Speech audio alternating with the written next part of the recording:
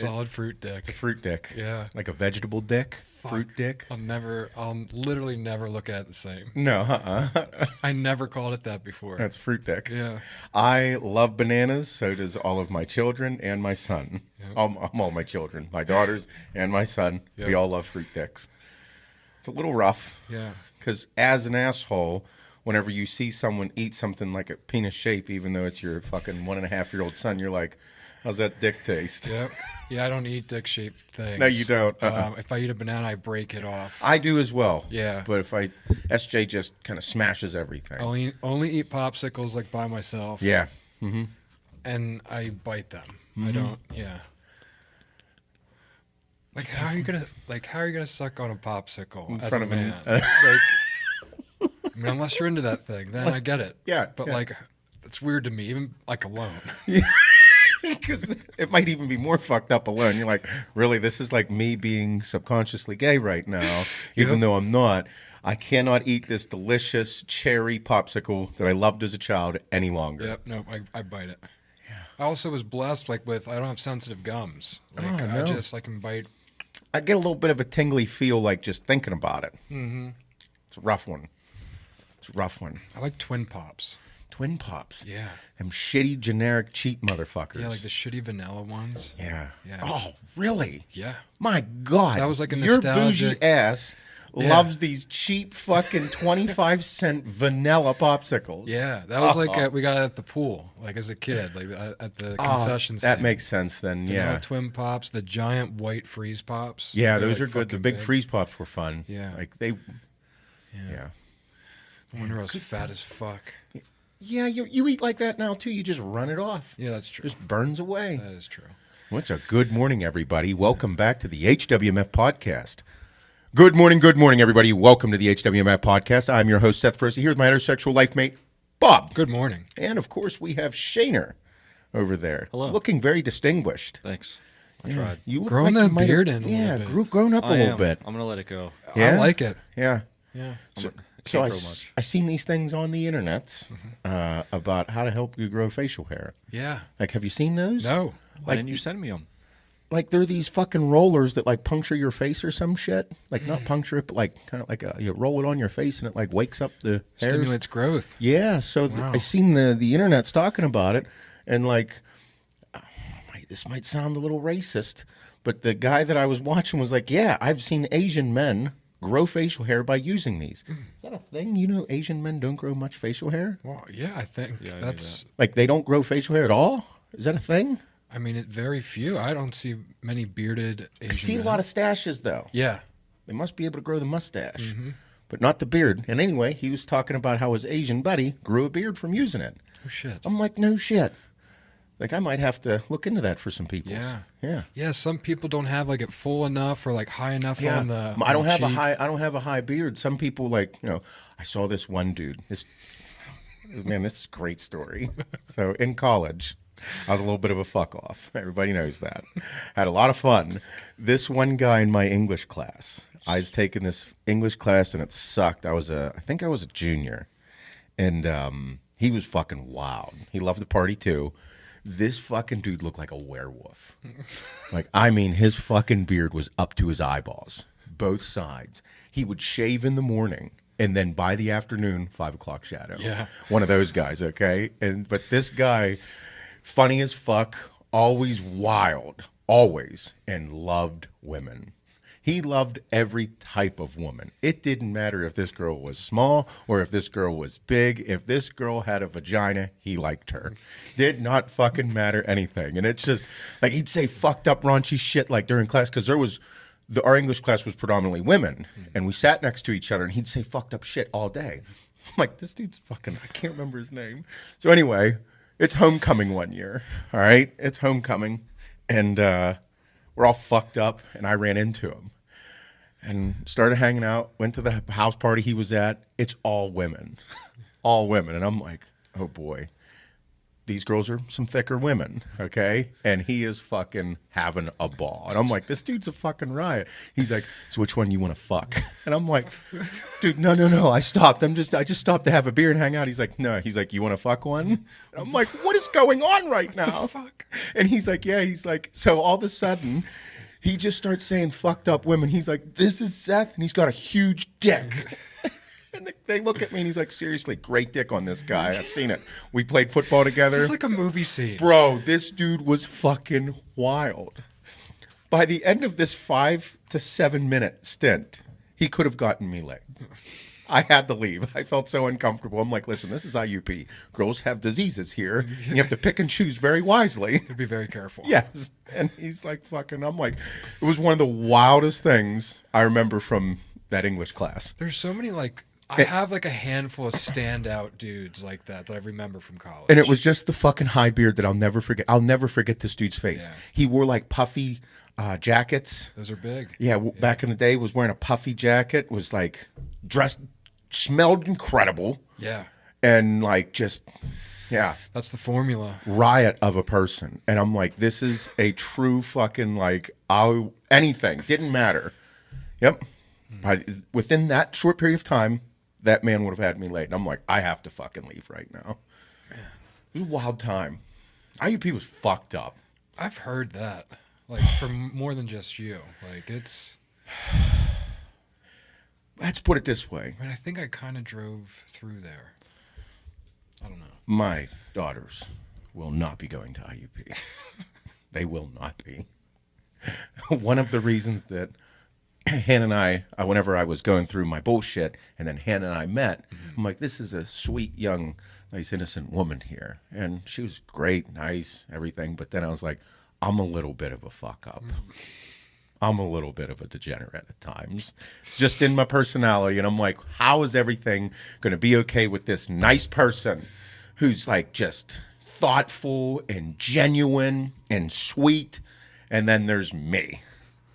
Literally just went through the fucking shit of a divorce, 2 fucking kids, juice to the fucking tits, and a wild, fucked up past full of being a degenerate in college. I'm like, man, this is really happening. I'm like, oh, God damn it, I gotta like... And then she's like, I went to IUP, and I'm like, oh, cool, we're good. We're good. That was the icebreaker. No worries. I'm like, oh, fuck, you're cool. All right, we can get down. I don't feel so bad anymore. Yeah, you like, got a little bit of a whore in this you, is gonna huh? work. Yeah, it's great. Fuck you. You know, because it's a fear. I'm like, I have a very, very fucked up past, and it's all on me. I did it all. But then I was like, you know, I'm going to be in that relationship where it's like, oh, this. And then she says, I went to IUP. And I'm like, nice. You don't have any diseases, no children, and went to IUP and aren't addicted to drugs? Fuck, dude, you are like a 1 in a million. Yep. 1 in a million. So, man, great way to start the podcast, Yeah. huh? Fucking werewolf face guy having sex with everything under the sun, just all come from That's Shane a growing a great beard. nickname. Werewolf face guy. Bro, I'm telling you, if you'd seen him, like, you'd be like, oh my God. Like, did you mean for that to occur? We had a dude, well, my gamer friend, Sean. Oh, yeah. He could grow that type of beard in high school, like 10th, 11th grade. Same thing. Like, he grew out a full beard to be like Jack Sparrow. What? Which he looked exactly like fucking Jack Sparrow. Pulled it off. And he spoke like him, and his fucking... Mannerisms, all of it. Yep. Dude goes all in. I love it. Yeah, so, that's, I don't know, good times. But we're back. It's a new year. Everybody, we have the HWMF Challenge kicking off now. It is. Yeah. Sign-ups are live. $50,000 on the line. Mm-hmm. We have 3 different categories. The men Overall Body Transformation Challenge, the female Overall Body Transformation Challenge, and the Most Shredded contest. Most Shredded's like a bodybuilding show. We're giving $5,000 away to the winner of that. And then the Overall Body Transformation Challenge. We have a male category and a female category. The male category and female category, both the winners are going to win $15,000. And that is just who makes the most dramatic overall body transformation. So if you're fat in the beginning and then you lose a bunch of weight, but you still aren't like in the shape that you want to be in, but if you made a dramatic transformation, that is the goal. This isn't a weight loss challenge because there's no way to track weight. Right. Because it's like, oh, I lost 50 pounds. This person lost 100 pounds. This isn't the biggest fucking loser. This is a transformation challenge based on the most dramatic transformation that you can make. And it doesn't matter if you are 300 pounds, 400 pounds, 200 pounds. It doesn't matter. It matters about the transformation that you are going to make happen. Yep. But the prizes are as follows. For the overall body transformation challenge, both male and female, $15,000 to the winner of each category. Second place wins $4,000, and third place wins $2,000. Male and for female. And then the most shredded category, which is for the meatheads. So it's like, oh, like, you know, we can't put them in the most transformed because it wouldn't make sense. Right. So we do the shredded. And then the winner of that wins $5,000, and then a full paid trip here to Axe and Sledge headquarters for workout videos, photo shoot, and then probably like a trip and tour and maybe some food at some nice restaurants. And then the second place winner of that wins $1,000. And then we also have, like if I ran a bodybuilding show, I'd have a category like a little gift to give or like a plaque to give out, but we're going to give money instead. $500 to the best abs, $500 to the best legs, $500 to the best arms, and $500 to the best, most muscular pose. And out of all those, there is no crossover. So there is, 6 different ways to win money in the most shredded category, and 6 different ways to win in the overall body transformation challenge. Yep. Did I miss anything? I think that was Oh, it's free to enter. Oh, yeah, this is a huge fucking deal, too. I didn't know this, but I got a million fucking messages being like, how much does it cost to enter? Fuck you mean, how much does it cost to enter? Bitch, you guys have fucking supported our company to do what we're doing. Yep. You guys have supported us since day fucking one. This is a way for all of us as a group to get together and do some cool fucking shit. It is free to enter.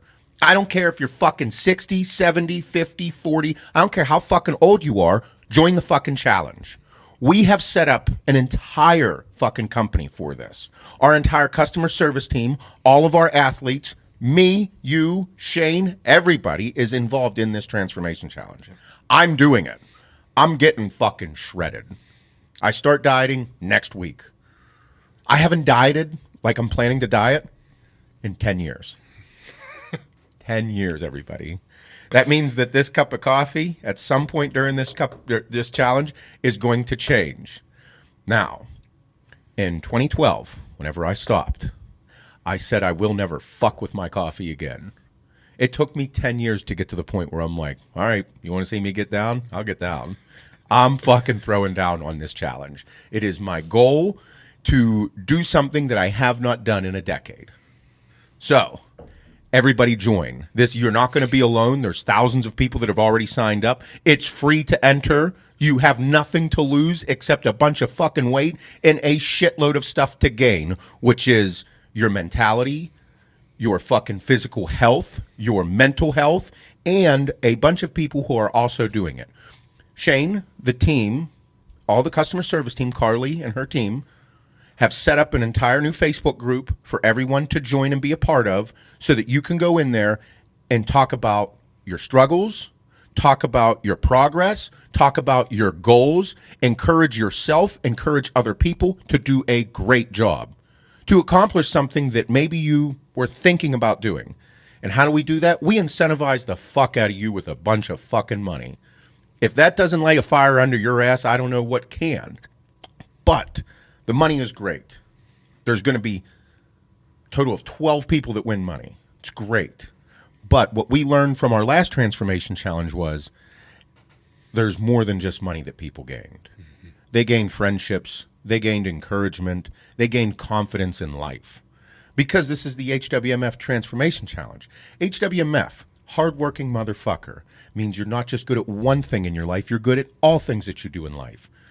In that fucking Facebook group, you have people that are leveling up at work because they became more disciplined with their day. They wake up, they did cardio, they were organized with their meals, and all of a sudden they're doing better at work. Their days are more organized. Their days are more planned. Their weekends are spent on themselves preparing to fuck shit up. They leveled up in life. It is incredible. It was unreal to watch, be a part of. I like motivating people. I love it. I love doing something that people watch and be like, fuck, is that cool? That group did it as ordinary motherfuckers. That group did it as people that were just ordinary Joes that worked at a construction company, that worked at a manufacturing plant, and they did incredible things that motivated other regular, everyday life people. They weren't professional bodybuilders. They didn't run Ironmen. They didn't own massive companies. They were regular people that were doing incredible things.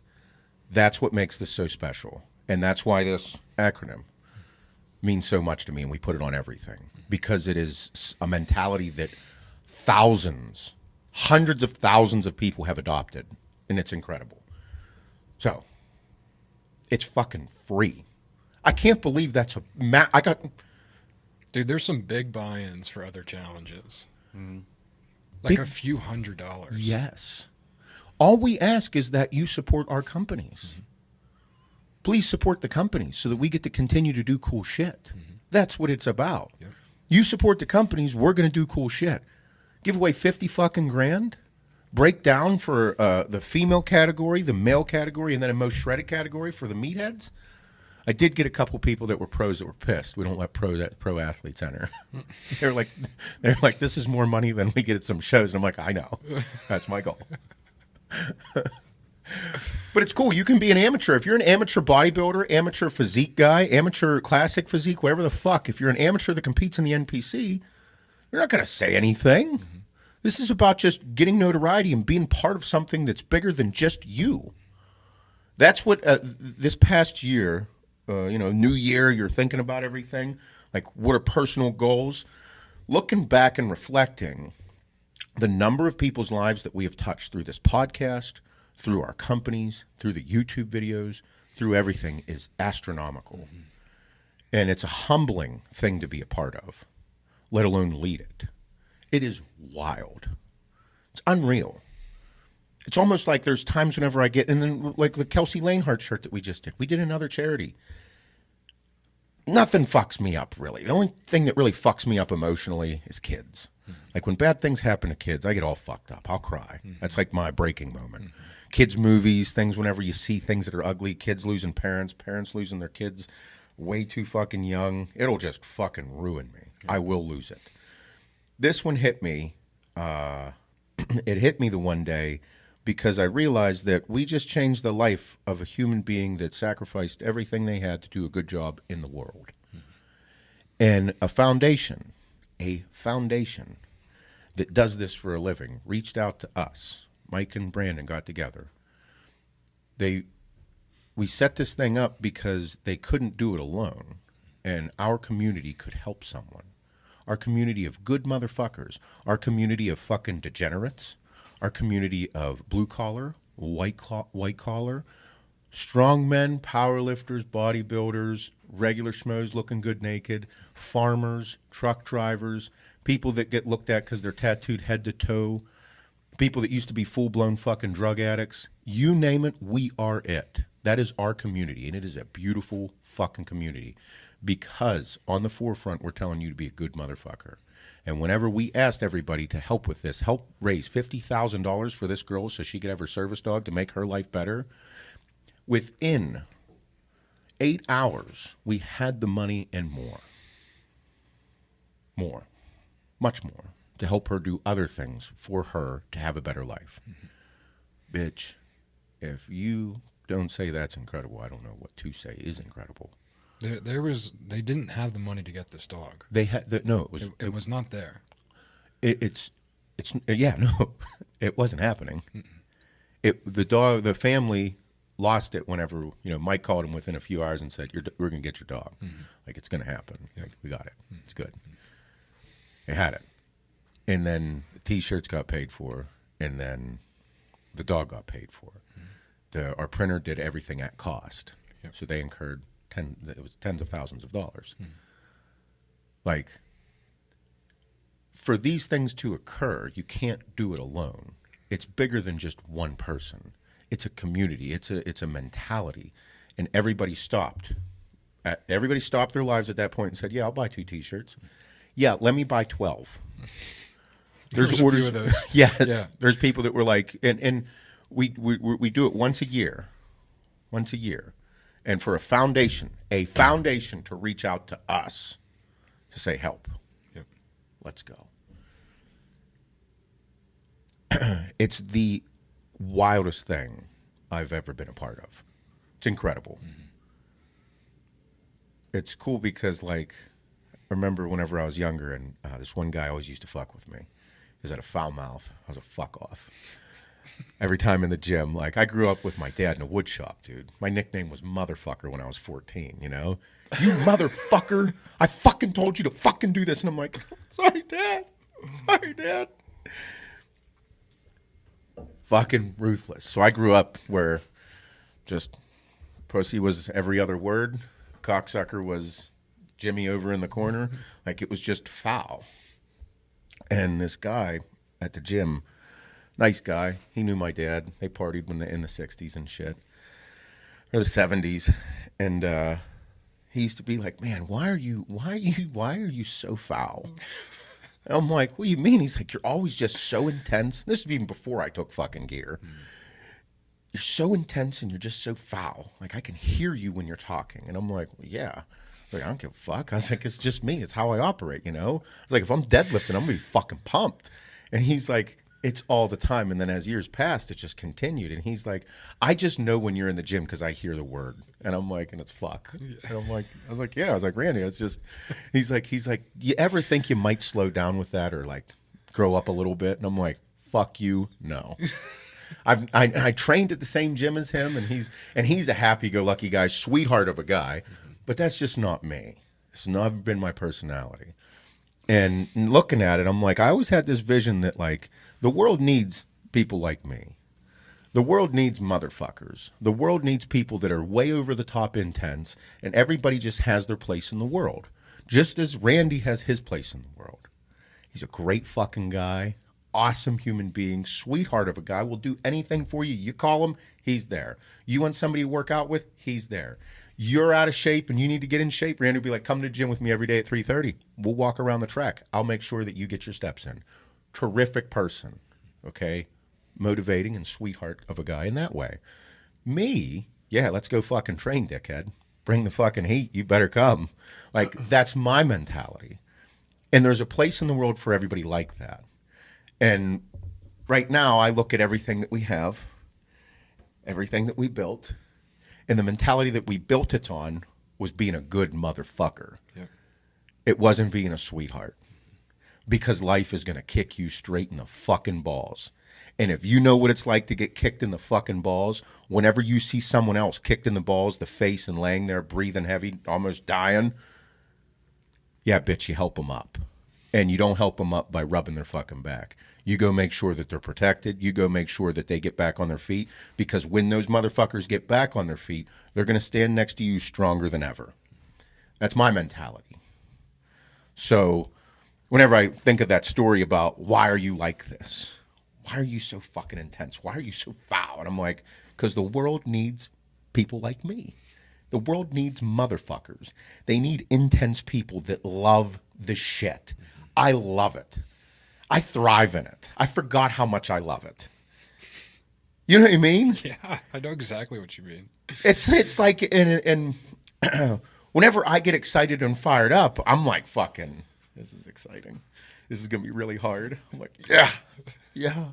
I forgot because, like, I'm doing the driveway workouts. Mm-hmm. They're fucking horrible. They are ruthless on my knees, by the way. Oh, yeah. Like, my knees hurt. Yeah. I don't take enough gear. I was thinking of calling up Aspire and being like, hey, my blood work looked really good. Can we start some DECA, some Anavar, and maybe, like, quadruple my growth hormone dose? For joint health. Yeah, joint health. Yeah. That's all we're talking here. Yeah, we're good. And hill sprints, sandbag carries, bro, joint health. So listen, I love this workout. I can only do it once a week though. Yeah. Ruthless on my right knee. Mm-hmm. It's like swollen and all, like, tendons are all beat up. Oh yeah. Yeah. BPC 157 and I need DECA. That's definite. I'm healthy now again. Yeah.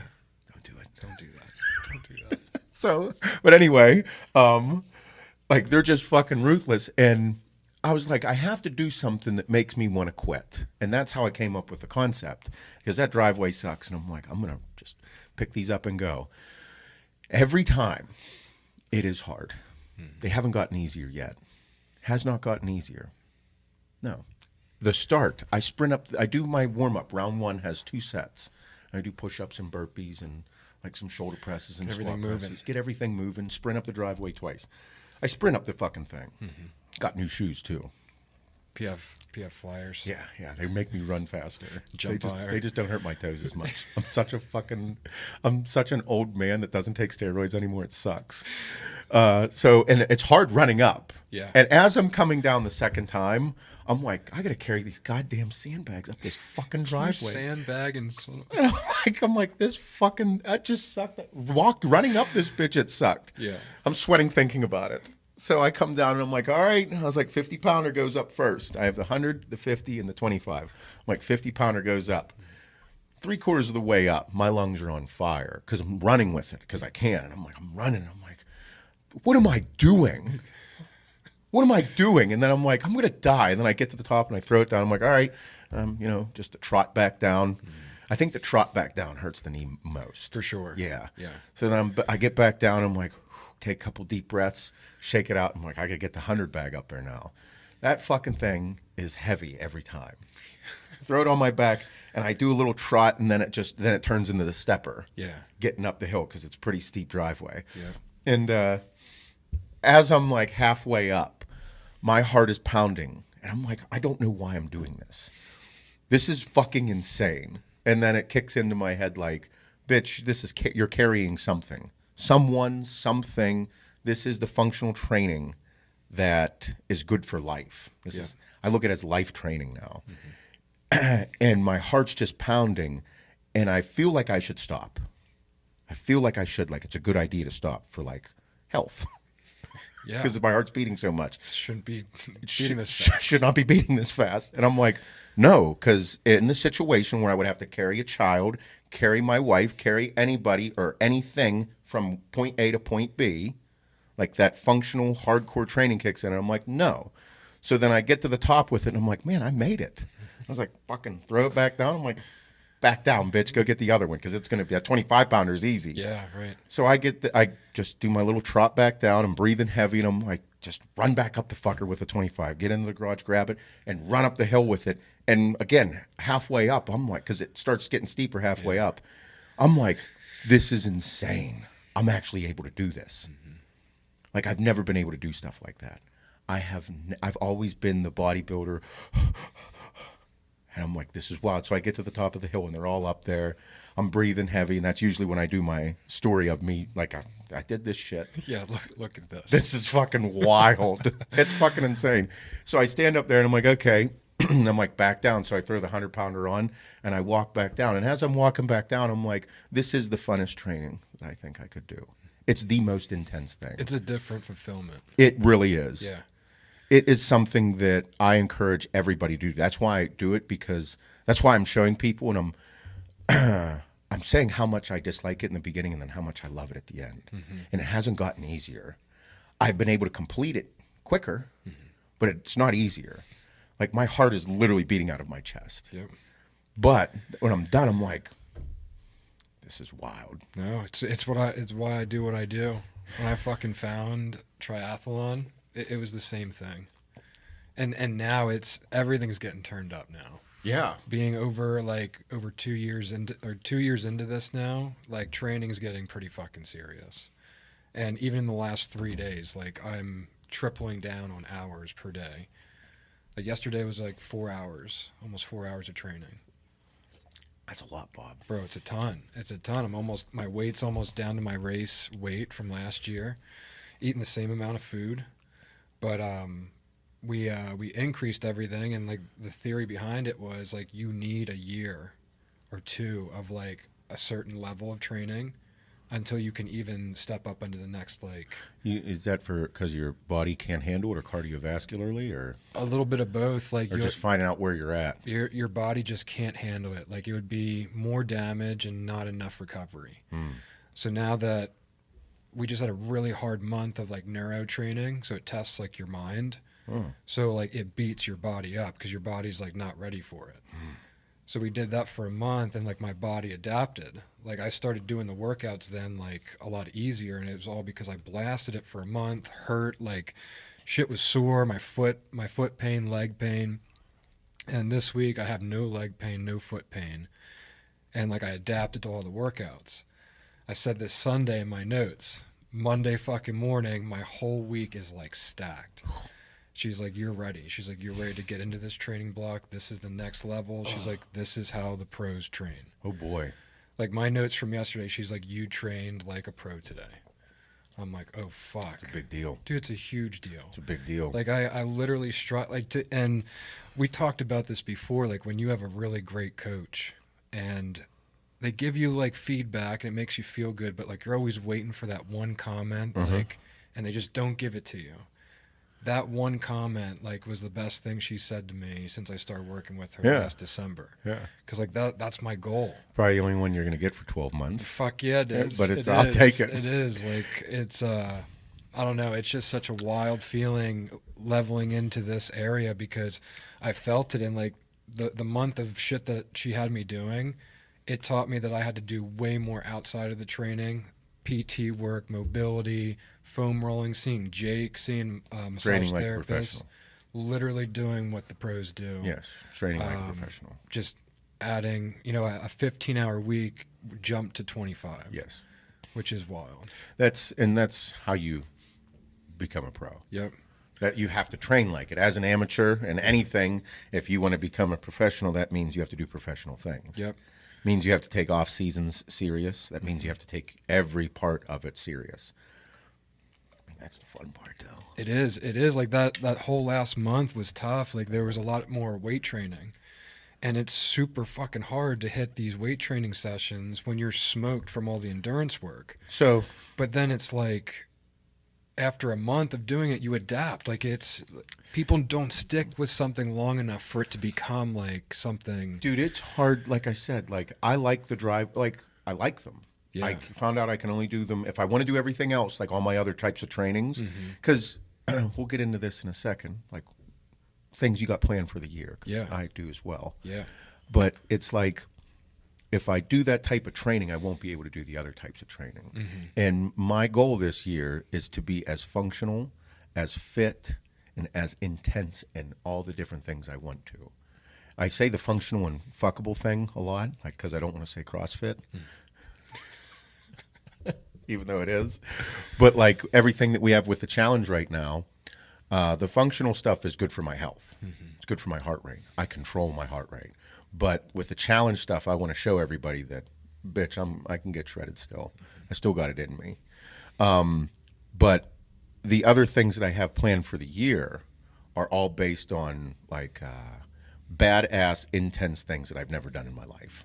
Like the start of it is I haven't gotten in shape in over a decade. So I'm going to start the year by getting in fucking stupid shape, looking wild, and then also being in good cardiovascular health. And then as the year goes on, it's not going to stop there. I want to do things that I have not done ever in my entire life or in a very long time.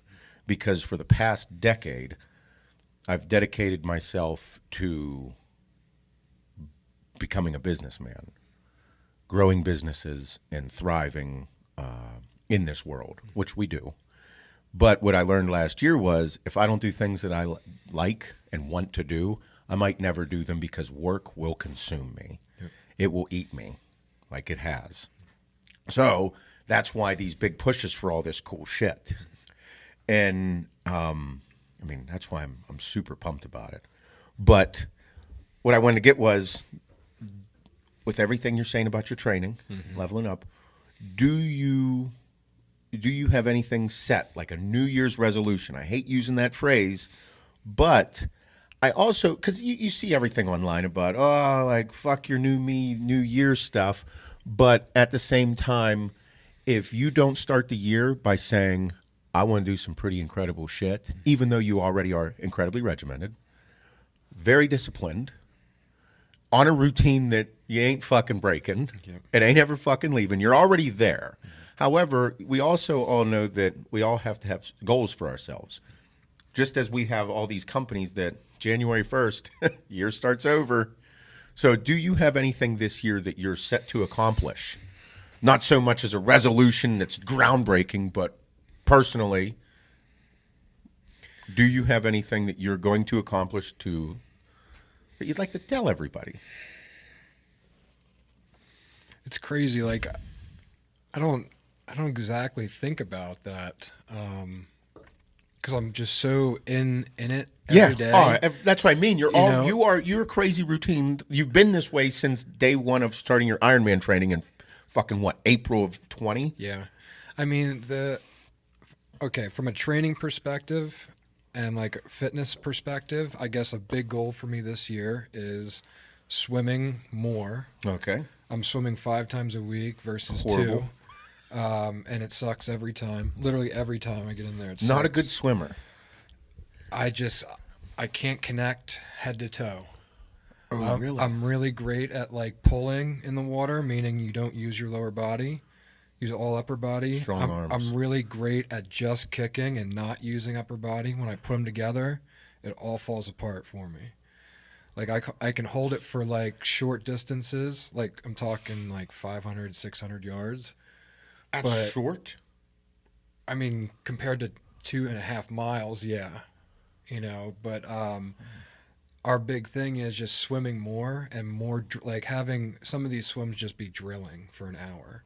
Like you're just learning, doing skills to like work on form, which sucks. Like it's slow, it's tiring, but I've learned over the last year, the more uncomfortable things I do and I get better at them, I get better at it all. Like, isn't that cool? It is. It's literally a direct fucking thing, and that's the way I've looked at this sport since the beginning. Like even when I was just running 2 to 5 miles here and there, like if I continue to do the hardest thing possible consistently with good form and how my coach is telling me to do it, it's going to result in this. And guess what? If I miss these couple workouts, it's going to make a fucking difference. You're going back. Yep. That's why, like, I'm very, very overly obsessive with it, but I have to be. I have windows of time that I can get it in. And it's, the swimming is just the hardest thing to get to. So we're like, let's try to hammer it at least for a block of training. See if it works. And see if it holds through the rest of the season, going back to like something not as extensive as 5 days a week. Because that's a lot. Yeah, but that's where, humans aren't supposed to swim that long. Yeah, I know. But no, that's one of our goals for training.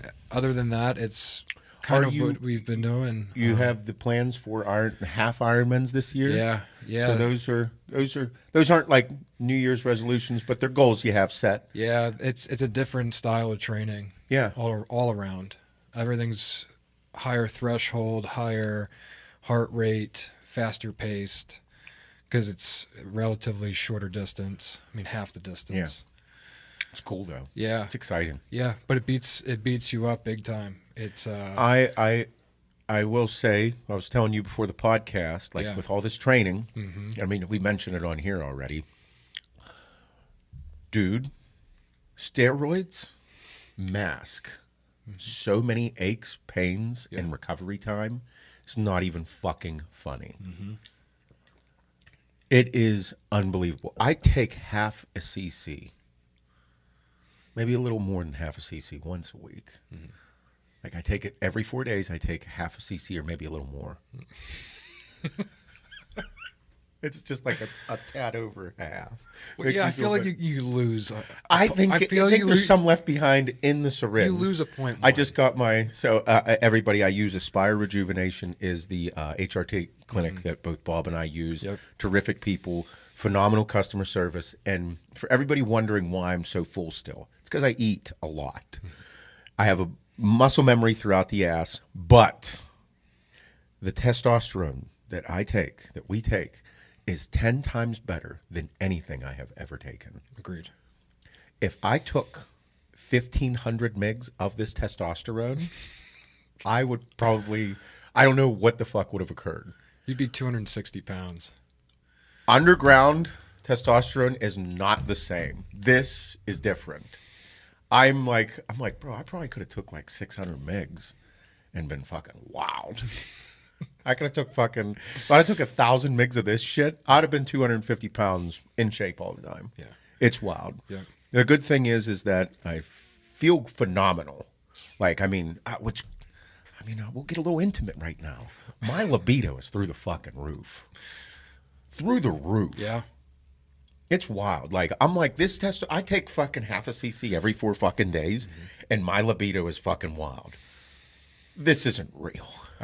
Dude, I was taking a ton of tests. Yes.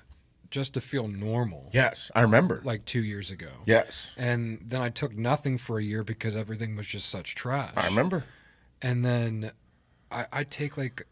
you barely take anything. 0.3 once a week, 0.4. Like, I don't even know how many mgs it is. But I've gotten blood work done with them 3 times now. And my levels have never been more steady. They're at a very normal rate. They're not high at all. I'm finally at a normal 33-year-old male testosterone range. And then all my other blood work improved because of that. You know, all my other hormones balanced out because I'm actually on a consistent level. Because, dude, even if you're taking underground shit for HRT reasons, it's fucking up your body. It's not the same. It is not the same. Your 300 milligrams of testosterone that you're taking underground from whatever lab is not like this. Nope. It's not, because there's a lot of impurities and there's a lot of bullshit. Mm-hmm. My levels are steady. They're a little bit elevated. My levels are steady. My blood work looks phenomenal. Mm-hmm. My hematocrit, my hemoglobin, my fucking resting heart rate. My resting heart rate is mine. That is mine. That was my goal. Mm-hmm. To get it under 60. It was under 60 before the holiday, and then I made eating like shit, so it went up a little bit. Yeah. I gained like 8 pounds, but right now it's back under 60, and my goal throughout the challenge is to keep it around there, because I have much less muscle mass on me, and I know that whenever I get over a certain weight and carry it differently, I feel my heart rate go up. I was thinking one of my goals is by the whenever I start my intense training, is to monitor my heart rate and see how it operates. I didn't want to, because I become obsessive, but since I'm going to be training, I'm cool with being obsessed with it. Yeah, it's okay for my mindset now. But yes, Aspire Rejuvenation. Tell them we sent you. Phenomenal people, phenomenal customer service. The products are phenomenal. Yep. If you would like any male enhancements as well, I suggest that you spend the money on what are called Mount Rushmores. Please do so. You'll thank me. Your wife will thank me. You'll be like, I can't believe this is real. And yes, that's what they are. They might be expensive, but if you ever feel like being a rock star again, I highly suggest that you purchase those. You're welcome. Not a bad idea to have like one or two on hand. One in the car. I would highly suggest that you spend the money on them. And if you think there's anything else out there in the world like them, you are wrong. These are unfucking believable. Yep, really good people. Yeah. Got to be careful with them. Yeah. Fucking. Maybe start with a half. Yeah. Maybe a quarter. No, don't eat the whole thing. Be all fucked up for about 3 days. Yeah. It's a good weekend, though. But, that's one thing, like, so for me, I have never, this year, last year was intense. Super intense. Me stopping the heavy gear use, obviously we joke about it, and it's been a mental struggle and a mental rebuilding thing for me. Yeah. I think that I don't know. I'm not a goddamn scientist, everyone. I think everybody figured that out by now, but I'm a realist and I am experienced in trialing everything. I'm not the guy that reads books. I'm the guy that people write books about. I'm the one that'll be like, this car goes fast. Let's get in. I'll drive it. I'll fucking probably wreck it, but it'll be a good time until then. Like, I'm the one that just wants to live. I just want to experience things. And that's how I've learned everything. I've learned through trial and error and fuck-ups. Been since day one with me. But this year, I just want to experience new things. Things that I've never done in my life. Things that I've wanted to do because last year, we worked ourselves into the ground. And everything, we have everything because of what we've done. But we didn't take the time we should have for ourselves. So this year, that is my goal, is to do things that I have never done that I've always wanted to do. Because also, there's a lot of bodybuilders that were passing away, very young ages, and I don't want to be the guy that passes away and not do the cool things that I wanted to before I left this earth. So, I have booked one event. In June, I will be doing a bear hunt in Idaho. That's one animal that it's on my bucket list. I didn't think it would be my first. I didn't think it'd be my first big game hunt, but young man Zach Owens, I've been watching him on IG for probably 3 or 4 years. We've been IG friends. And then he was a guide, but right now he's a brand manager for Right On Optics. And I hit him up and I'm like, hey, dude, I was like, I want to do some big hunts this year. I was like, can you help me out? And he's like, what do you want to do? I'm like, I want a bull elk. I want the full experience in the mountains hunting an elk. Mm-hmm.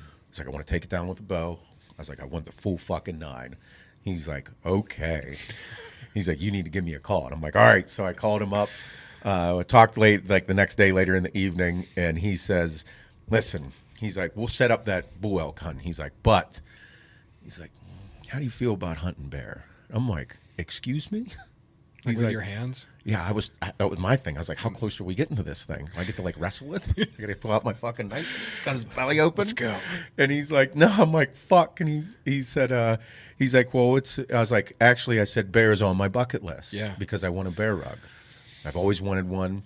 And he's like, some people are indifferent about it, but here in Idaho, we have bear season and we have to control the population. Because out west, it's a whole different world than like around here. Yeah.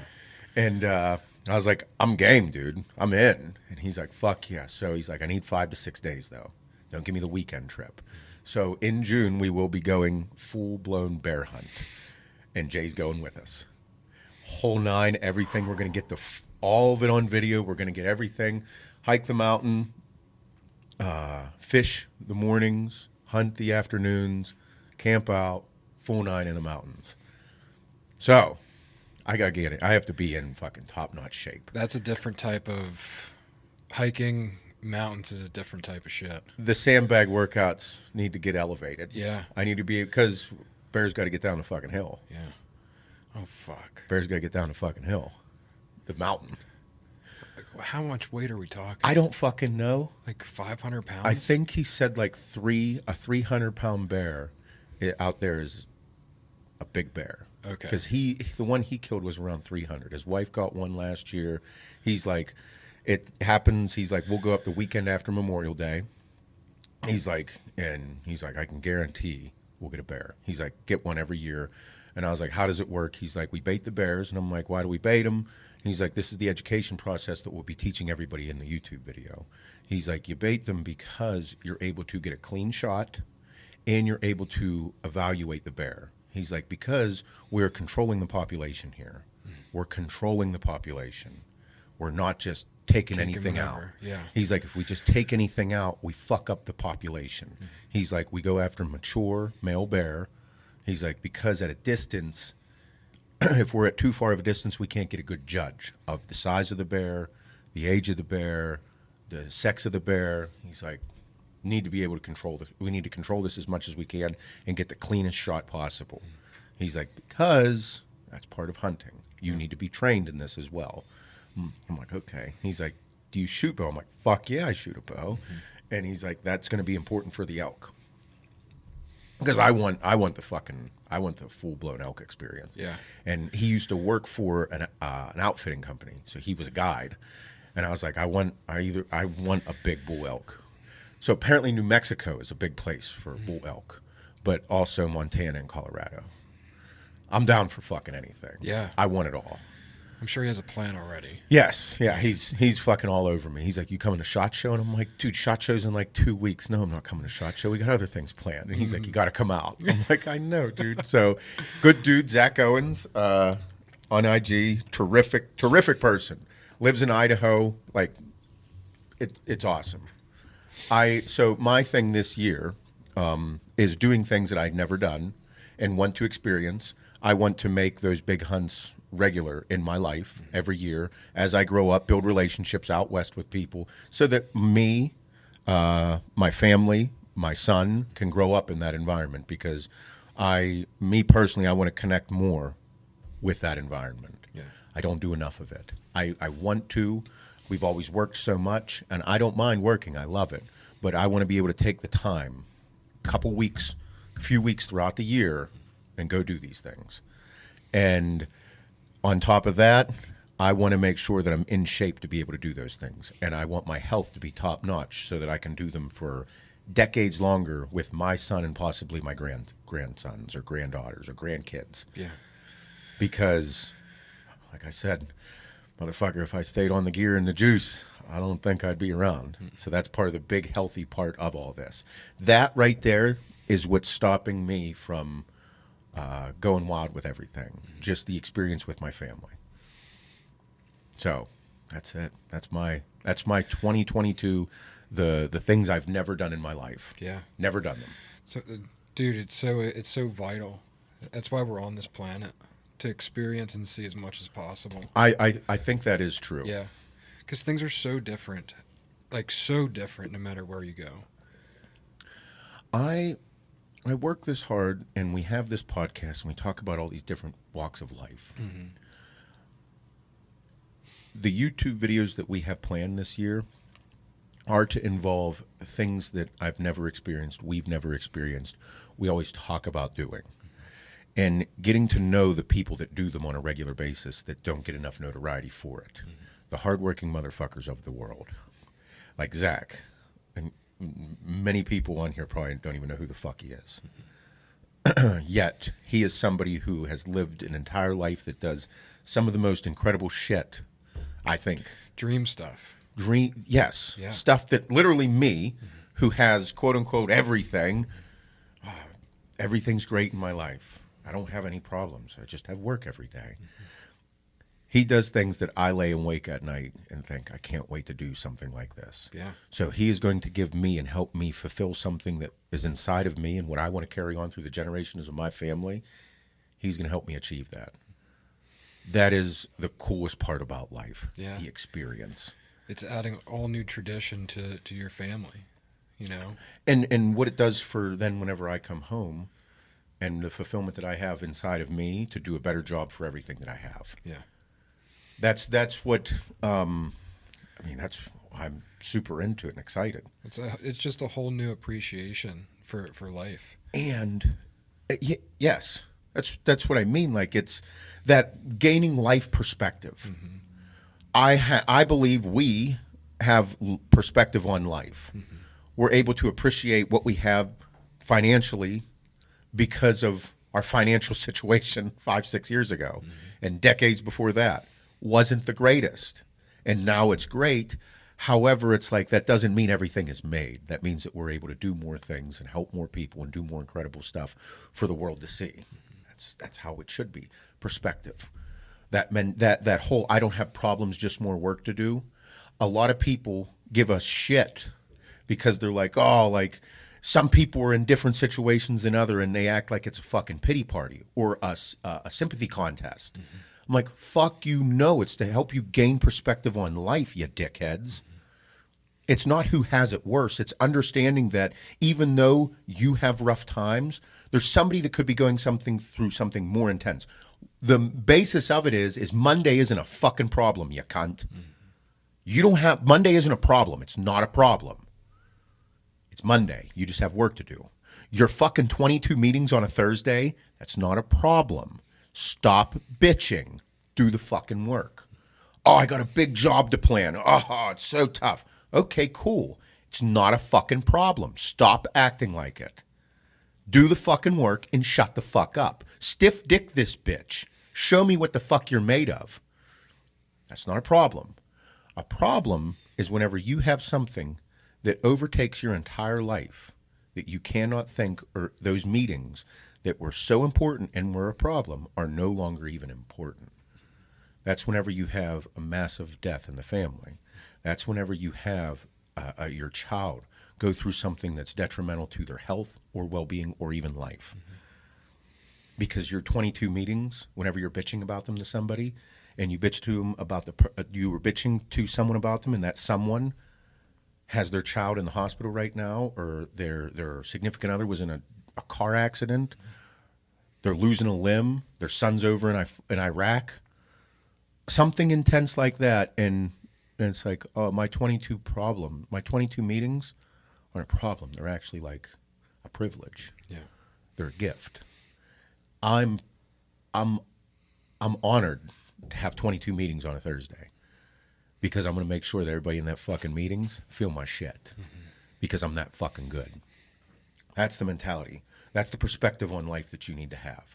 Because whenever you go through some shit, whenever you go through something that when those 22 meetings no longer matter, there's need to be people there to help, that have other life perspective to keep you on the right path. Because whenever you have those problems, those 22 meetings, and that person has some real shit going on, don't bitch about your meetings. You should be there for that person and helping them feel comfortable in their life and being there for them if they need someone. Mm-hmm. That's the mentality. But these are things that I'm excited to do.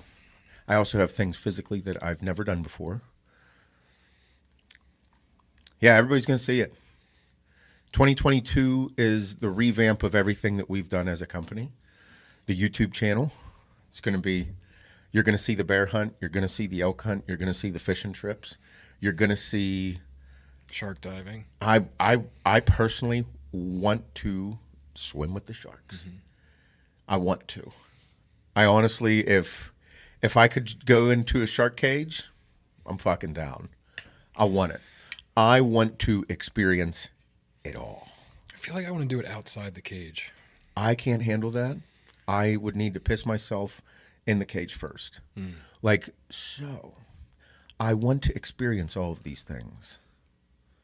I want to feel them all. Mm-hmm. And that's the whole point. It's going to be interesting. The scary shit's fun. I want it. That's why I do Ironman. That's what I mean. They scare the shit out of me. Fuck yeah. Yeah. I think we're supposed to do those things. Like, I enjoy the sandbag. I have ideas of what I want to do. Like, I love those type of workouts. Why? Because not everybody does them. Mm-hmm. I want to quit every time. Every time. Every time. Mm-hmm. There has not been, I've done them probably a dozen times now. Mm-hmm. There has not been one time whenever I've been like, I'm going to fuck this up.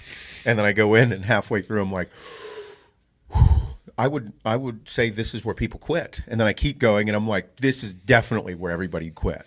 And I'm like, I don't even know why I'm doing this. And then I'm like, I remember, because I'm a fucking animal. Like, if you have that mentality, you want to be one, you become one. It happened this morning. I had 8 3-minute intervals. And it doesn't sound like a lot, but when your interval time is like 6:15, like that's a bit fucking much. And it's at a 2% on the treadmill. Mm. Dude, it's like, I have a little whiteboard that I tally because I'll fucking forget and do too little or too many. So I did one, and I'm like, oh my God. I was like, how am I going to make 7 more lines on this fucking board? Yeah. Seriously. And you start to get into it, and then like by the 4th one, I was smoked. And then number 5 through 8, I did faster than the first 4. Yeah. So it's just like... It's like you just have no choice anymore.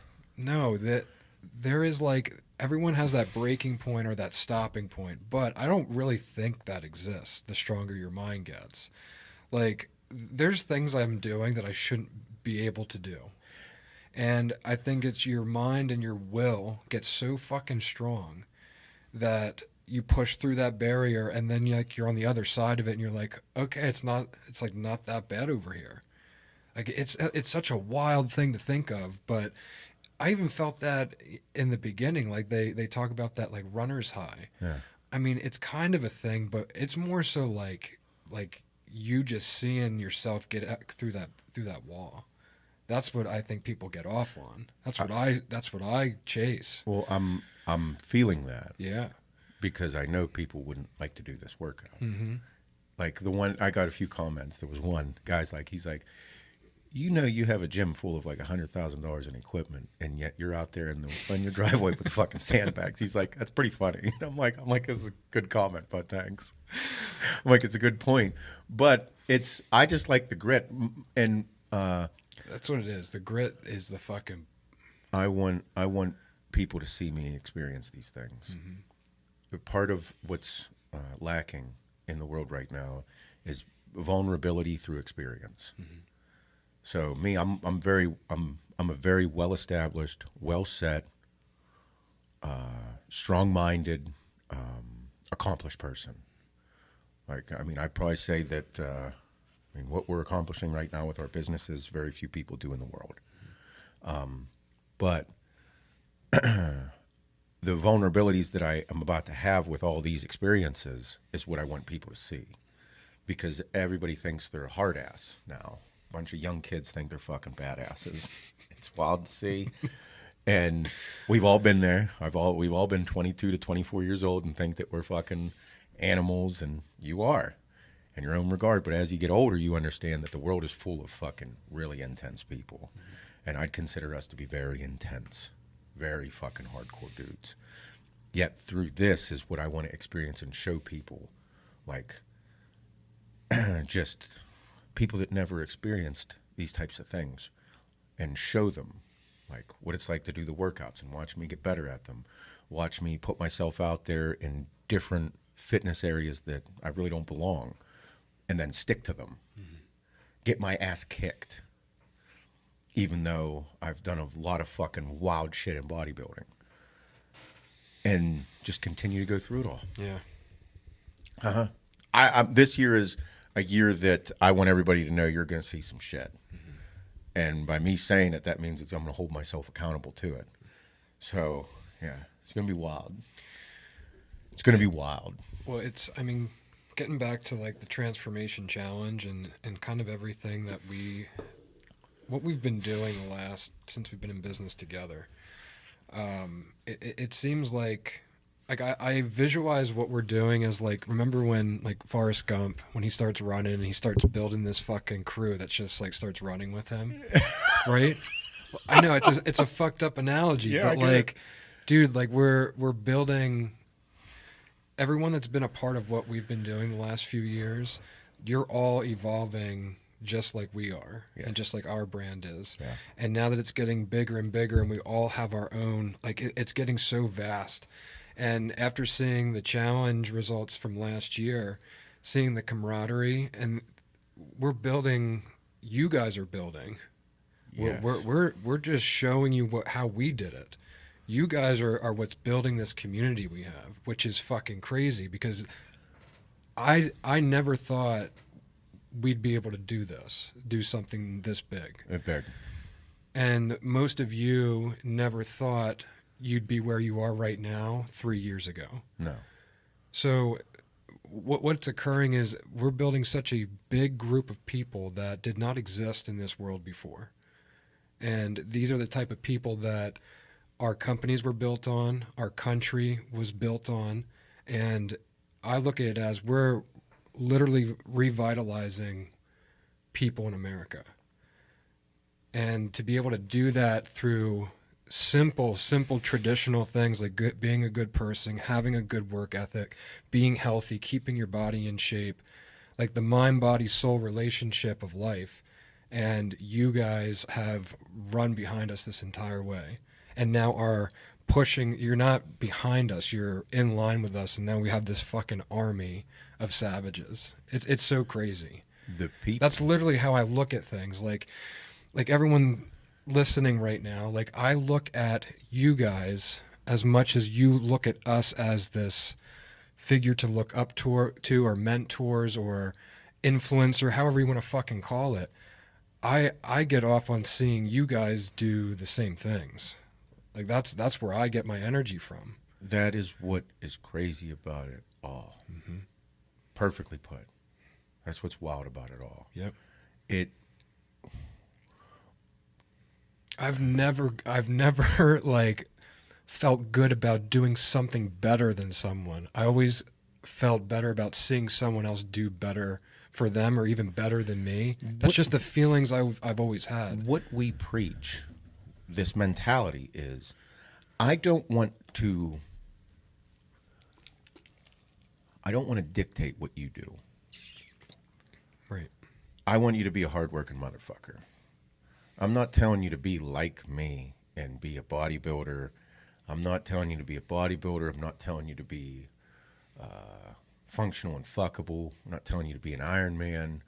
I'm telling you to experience life in the way that you want to experience it and do it to the best of your abilities, live it the way you want to, and just have passion for it. And literally just mind, body, soul. Whole fucking thing. All into it and feel the experience. I don't care what the fuck it is that you do, but I want to feel it from you. I want to see it. That mentality is why we have such a vast reach over people, because we're all not all the same. Not everybody's built the same. The world needs Randys. Mm-hmm. The world needs Seths. The world needs Bobs. The world needs Shanes. Everybody in this world has a place. And if you don't respect that person for who they are and what they want to do in life, then we won't grow as a people. And our community is full of people who want to do those things. I want you to be yourself, but I want you to be the best motherfucker you can be. And if that means you running, run, bitch. I ain't going to run with you. I'll watch. I'll listen. I'll sit here and talk to you about Iron Man. Mm-hmm. I ain't fucking doing it, though. You know what I mean? Yeah. The world needs those things. Mm-hmm. They need them because that's what makes it fucking turn. Just as on a job site, you need every different trade in order for that job to get fucking done. Mm-hmm. Electricians ain't hanging fucking drywall. Nope. Drywallers ain't doing fucking electrical work. Mm-hmm. You know what I mean? Mm-hmm. The world needs everything for it to turn. And there is a uniform thing that we preach. Whatever it is that you're fucking doing, do it to the best of your abilities at that given moment. If that means fucking your old lady, give it to her hard. Make sure she tells her friends about it. Because I want to tell my friends about how she sucks my dick so good. That's a good story. It's a great Monday morning to talk about. It's funny. It's like, it's fucking wild to say that, but it's the truth. Because whenever I set out to do something, I'm like, let's go. I'm fucking in it. Because that's what you're supposed to do. You're supposed to experience life. Yep. And I hate the criticism that people give other people about what they're doing in the world. I don't like it. Just go do it. If somebody's a fucking cunt or they're trying to take advantage of people and you get taken advantage of, it's your fucking stupid fault for getting taken advantage of. Mm-hmm. You know what I mean? Like if you fall for infomercials, it's kind of your fault. Yeah, you did that. You know you can't, there's no shortcuts, right? You've been on this planet for fucking 30 years and you still think there's a shortcut? You're a special kind of stupid, aren't you? There's zero shortcuts. There are no shortcuts in this world. Honestly, the longer road is the better route. There is no shortcuts. No. None. Like fucking zero. How many fucking, if you see, you literally have billionaires, millionaires, owners of businesses, everything saying there's no shortcuts. Mm-hmm. If the majority of those people who employ thousands of people are saying, hey, there's no shortcuts in life. Billionaires, Mark Cuban, no shortcuts in life. Mm-hmm. People like this saying this. And then for us, we're in a pretty special category now. Tons of employees saying there's no shortcuts. And you all watched us fucking grind. This is my life's work. It took my entire life, my whole life, and everything I've ever done to get to this point. And at no one point did ever a shortcut I tried to take worked, because they fucking don't. No. They don't fucking work. I've taken a lot of steroids. Tons of them. Guess what?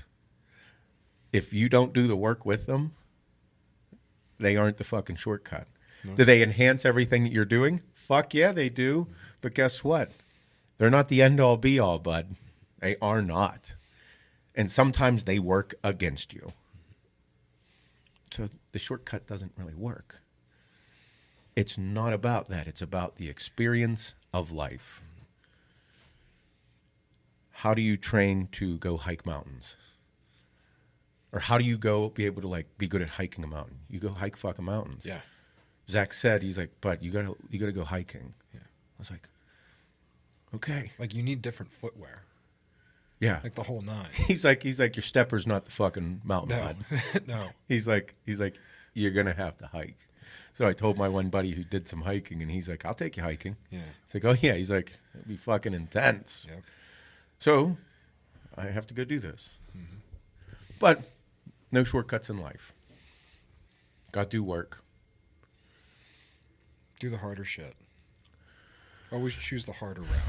Always. Yep. Always. I think it's important. I mean, that's my MO in life is doing dumb shit. But the only way I've learned is through doing it. Mm-hmm. Even if I read something, like, okay, like I'll just go back to steroids. This steroid will fuck you up if you do this. Really? How bad will it fuck me up? Pretty bad. But what are the benefits? This and this. Oh, man, I want to experience that. Let's see if it works. Like halotestin, horrible for you. Ruins your body. Bad side effects. Liver and kidneys. I'm like, but what's it do? Makes you hard as a fucking rock. Like if you're lean, literally makes you look like a fucking piece of granite. I like that. Is it worth it? Yeah, only do it for like 2, maybe 3 weeks. Anything longer, you're going to fuck yourself up. Do not take it for 4. You don't need 4. You need like 2 weeks. Oh, yeah? That's pretty cool. Let's do it. Like, that's just, it's, and the only way to find out how to do how it affects you is to do it. Mm-hmm. Test the dosages. A little higher, a little lower, find out where you operate. If you got 2 weeks to take it, man, that's a short period of learning. It means you're going to have to trial it a few times. Fucked up. But how do you think things, like it's a science, it's a bro science experiment. Mm-hmm. You know, it's the same thing you're doing with running in a sense, but without the steroids. It's like, well, how do I know if I can do it? You only find out if you can do it. Mm-hmm. Theoretically and hypothetically, it sounded fucking great. Yep. Well, now we got to see if it works in practicality. Mm-hmm. We have to fucking put it in play. And then whenever you do it, be like, bitch, I did it. This is great. And you're like, fuck. Well, my knees really hurt. Kind of fucked my toe up. I'm out for like a day. So how do I recover from this and then do it again? Because I still completed it. Mm-hmm. Experience.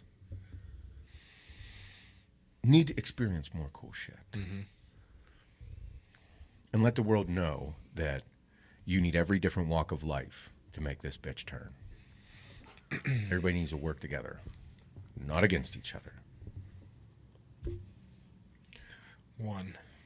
As one.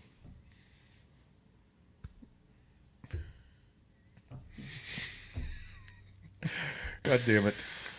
Good times. I'm hungry today. Yeah. Just need to. I want a bagel sandwich. Fuck no, I can't eat those things. I'm on a diet. I did get these new Dave's Killer Bagels. Oh, it's a clever name. It has berries in it. But it's like a clever berry name. I forget what it is. But has like I think it's raspberries, blackberries, and like something so it's else. berry bread. Yeah. Oh, acai. Oh. Is it Akea? Yeah, is it? Yeah, there's that movie with, what's that dude's name? He says it. He's picking her up in the grocery store. Oh, I don't know. How do I pronounce this word? Is it acai or?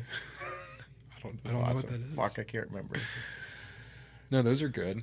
Is it called Boominberry? Boominberry. Yes. Shane looked it up immediately. I have my phone on me. Thank you, Shane. You're welcome. Man, save the day for you guys. I'm back on like chicken and rice. Yeah. I noticed that, so I have to keep my weight down.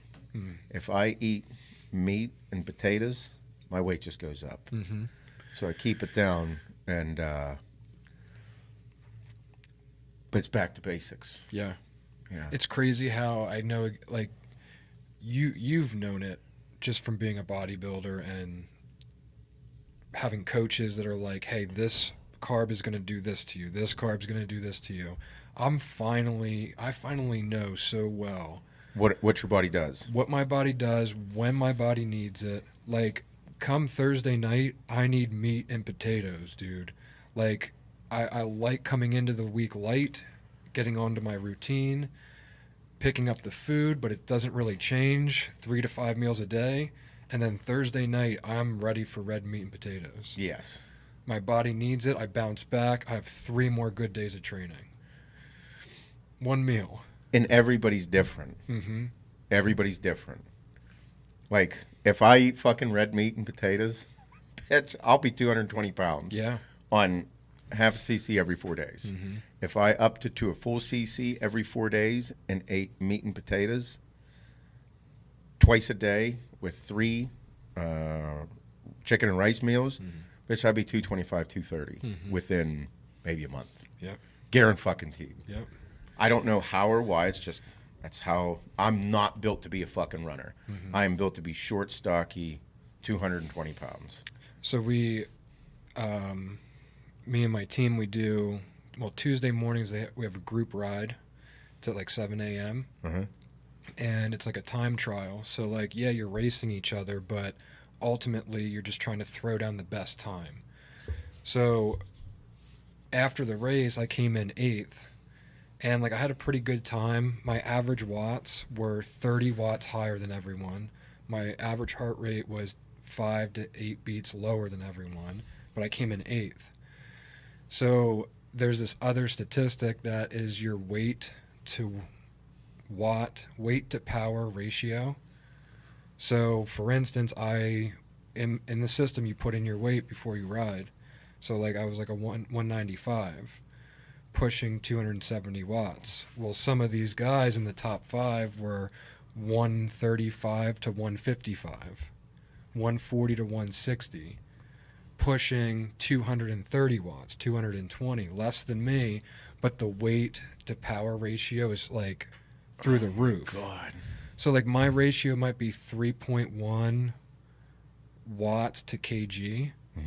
Theirs might be 4.5. Oh, wow. So no matter what power I'm putting down, if my ratio doesn't meet theirs, in a perfect world, they'll always be ahead of me. So like I'm texting my coach. I'm like, hey, like, do I need like a 500 watt FTP, or do I need to lose like 30 pounds?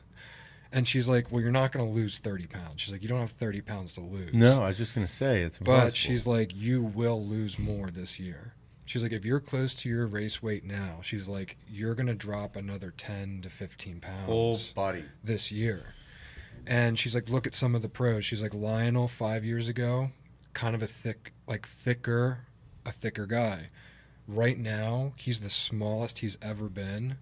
And it's because he's not dieting any different. It's just year after year, just pulling it off. So she's like, do not touch your diet. She's like, do not try to lose weight. She's like, your training's going to go up. She's like, you need the same fuel to do this training. She's like, so the deficit will start occurring. And she's like, you'll drop the weight. Yeah, it's just like everybody says, calories in, calories out. But like, I didn't look at it as like a fairness thing. But like, she's like, it's definitely not fair. She's like, that guy's a $140. Yeah. She's like, you're 195. You're a larger man. Because like some of these dudes, they won age groups last year. Like the one girl, they're big deals. She just turned pro in 1 year. Oh wow.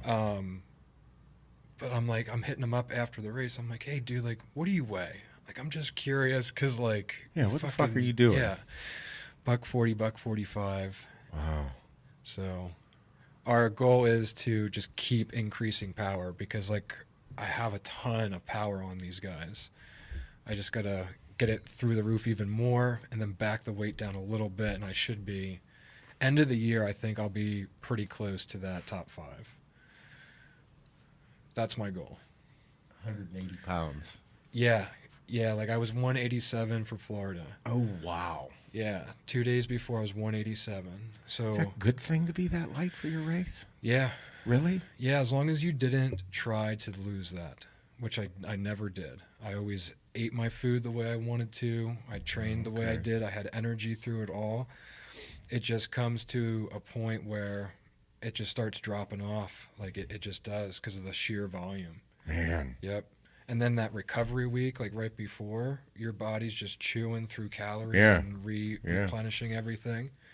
But yeah, hopefully get that. And then like what's cool with that is like heart rate starts to drop. That's when all like the really crazy like base training stuff starts to happen.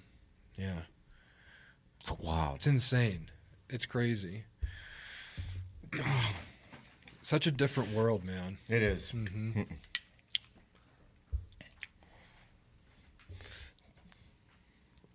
What's up, Shane? Hey, You haven't said shit. what do you want me to say? I don't know. Hi. Tell us a joke. I don't have any jokes. So we played a game over on New Year's Eve. Uh-huh. Adeline's friends came over, and one of our friends, a couple and their kids came over. What the fuck was it called? It was Chameleon. It was Never pretty heard of cool. It was a pretty fun game. It was a card game we played. It was like it's really hard to explain, but we enjoyed the game. I forgot how much I enjoyed playing board games. Yeah. Yeah. Me and Kim started playing chess. Oh, I saw that. Yeah. Any good? I mean, I know how to play, like, kind Yeah. of. Do you beat her and she beats you? Who She beat me wins? one time. Oh. I beat her almost every time. Okay. Yeah. Man, good job. Yeah, thank you. Don't tell her I said that. I mean, I don't let anyone win anything. Like, even kids. They say, oh, let the kids... No, I'm not letting them win. I will never forget us. Especially, like, today's world. Like, they should be better at gaming than I am. Yeah. The one thing I'll just never forget Adeline being ridiculous at Connect 4. Oh, my God, I will dude. never forget her playing Connect 4. I never played her, I don't think. Because I was talking shit, but I don't remember playing You, her. my friend, will not beat her. I would probably win. We haven't. I'll put big money that you won't beat her once out of 10 times. I remember, like, because we were at the old house. Dude. Way back in the day. Yeah. We were fucking. It was after when you guys come in for photo shoots, and I'm like, hey, I was like, I can't beat this kid in Connect 4. And She's me like, and J- me and she's Jay like are 5 years okay. old or 6 years old. Yeah. And how old was she? She was probably 6 or 7. Mm-hmm. Yeah, she's 14, probably. Oh no, she's probably 7 or 8. Mm-hmm. And years would go by, and I'm like, and then when you guys came in, I'm like, you can't beat her. I haven't beat this kid. I maybe beat her one time in 3 years. And you and Jay are like, fuck you, no Connect way. 4, it's fuck luck. this kid. Yeah. It's all luck. Sure enough, dude. Nobody. I mean, you and Jay probably beat her maybe once or twice out of 50 times. Yeah. Ridiculous. And Jay's good. Like, Jay's good at shit like Jay that. has the mind for that shit. Like, he's like 10 steps ahead, but she's 20 steps ahead. Yeah. Yeah.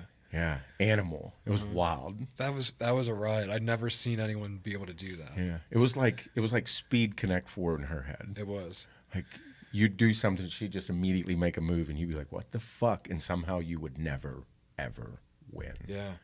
Ever. Good times.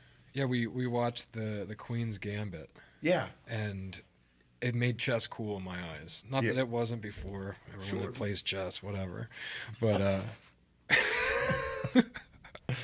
but like it was a really cool show. I was like, even Kim, she's like, why do I look at chess like it's like a badass like sport? I'm like, kind of is. It's a mental game. It is. I watched, did you watch 14 Peaks? No, we didn't. Not yet. damn it, I told you to watch it. I was tired. I'm like, if we put this on now, I'm out. You seen 14 Peaks? No. What about you? No. God damn it. Fucking wild. Watch it this weekend. You have to. Mm-hmm. It is fucking insane. You'll be fucking stupid into it. Yeah. It's melt your mind stuff. This guy climbs the 14 highest mountains in the world within 7 months. Oh, shit. 14 mountains, the highest 14 mountains in the world. Okay, this is, I can't remember if there's a name for all 14. All of them have the shortest time they've ever been climbed. The shortest time before this guy Nims was 7 years. To do all 14. To complete all 14 was 7 years. Took someone 7 years to complete all 14. Before that was 16 years. Okay? This guy did it in 7 months. He climbed. He did them in phases. He breaks it down. He makes it, this documentary wasn't in depth enough, in my opinion. Looking back on it, it should have been a fucking 10-part series. Yeah. Showing everything that occurs on each mountain. Well, don't some climbs take days, weeks to do? Apparently not. Him and his fucking team climbed mountains in a day. They didn't sleep. They just climbed. Okay. It is fucking insane. K2 is one of the most ridiculous hard mountains to climb in the world. Okay? People have been trying to climb it for a while. Like, they're down at base camp, and they've been trying to climb it for, I want to say, like, a couple weeks maybe. They were there. They showed up. They're at base camp. They get so far up, and then they're like, no, it's too bad. Can't do it. And there's this fucking, like, ice fucking, or a snow, like, build off that could come down and cause an avalanche and come all the way down the base camp and fuck everything up. People are not climbing the mountain. Him and his team show up, and they're like, oh, fuck no, we're climbing. This dude just shows up, and he's like, with his team, yeah, we're fucking climbing this mountain. They're like, no, you don't understand. He's like, well, let me tell you, tonight we're going to party, we're going to loosen up, then tomorrow we're going to plan, then we're going to climb the fucking mountain. So they show them, they're all dancing and having a good time, drinking, fucking off, go to sleep, wake up the next morning, and they're having a meeting in a tent, and he's like, no, this is what we're going to do. We're going to stick together, blah, blah, blah. We're going to climb it. And they're like, no, you don't understand. And he's like, no, yeah, we're going to climb the fucking mountain. I'm going, dude. And all these experienced mountain climbers are like, no. Next day, up the fucking mountain he goes, climbs right to the fucking top. And everybody that next time, the next day after that, follows suit, and they climb up, and they get to the peak too, of one of the most dangerous climbs ever. Yeah. People are like, the dude's a different person. Like, him and his team are fucking animals. They're Nepalese people from Nepal, and, like, this dude's just, he's an animal. Yeah. Different breed of people. The trailer looked fucking awesome. Bro. He climbs, what is it? He climbs Mount Everest and a couple others within, like, 72 hours. What? Yeah, dude. I'm telling you. I literally thought that was like... I thought it was like Everest a month was climb. like a month. Like, yeah, nope. Or like a couple weeks. Like, you need, like, to acclimate at each level or so that's what, base camps. and that's what Zach was telling me. The bear guy that's taking me hunting, he's like, have you ever hiked? And I said, no. He's like, have you ever felt elevation gain? And I'm like, I don't even know what that is. And he asked about 14 peaks. And he's like, what is amazing about this guy that they did not go into depth about is it's like whenever you climb a mountain, your body has an effect from it. It's an elevation gain, apparently, is what it's called. Because after you're done, he's like, I'll come back from a big hike up a mountain. He's like, when I come back, I feel like shit for a few days. Like, it'll take me days to recover for my body. This guy's doing this up and down mountains within days with his team, and it's not affecting him. He's like, dude, that would fuck a lot of people up. Like, the majority of people up. Fuck, then even the travel between locations. I didn't even think about the travel then, Bro, too. the dude, it's like he has like alien qualities. Yeah. Well, I saw like a picture of him. Like, his face is rather weathered. Bro, like, it's fucking beat up from the elements. I'm like, my thing is what they were doing was they were setting all the lines. Like, they use oxygen at a certain level, and that's some of the criticism that people have. Alpine style is a style of climbing with no oxygen, because once you pass a certain level or a certain elevation, like it's like a decreased amount of oxygen up there. Yeah. I think after 8,000, it's like you have a third less of the oxygen. Shit. Decrease 33% of the oxygen you're sucking in. Oh boy, are you going to be fucked up. Yeah. So apparently that's alpine style, was no oxygen. He climbed with oxygen, yet he was setting all the lines with him and his team. Like they're climbing a fucking mountain. Like, it's not like a hike. No. Like, there's times, like, dude, the steps they were taking is in feet of snow, and they're literally picking their legs up, putting it in one at a time. Huge steps. Yeah. Wild documentary. I want him to go back. Did they go over any kind of nutrition or what they were like eating and drinking this whole time? But I don't know. No, they I weren't. didn't dive into that. The one time he was hungover Wasn't that for important? He was what? So wasn't that important? Well, that's what I mean. He's hungover for one of the climbs. Yeah. Because they partied. Hey, dickhead, you're climbing a fucking mountain that can kill you, and you're kind of fucking hungover? Excuse me, while I go fuck myself in the corner. Like, what are you thinking? That's how you fucking die. Like, apparently, dude's just on a different level. His whole thing was, and this is what's inspiring whenever you watch it, is he wanted to show people what the human race is capable of doing. Yeah. And whenever he talks about that, that's when I'm like, really want to do some cool shit in this world. Dude, people are doing bigger things every year in sport and these types of feats, like literally smashing records and PRs and Go experience life. yeah. Anything, and that's why being a hardworking motherfucker, whatever you're set out to go do it with such intensity and such passion that people ask why. Mm-hmm. Whatever you're doing, do it to the best of your abilities. Do something incredible. Experience something. Because there's going to be people out there that are into it too. That's what the internet is made for.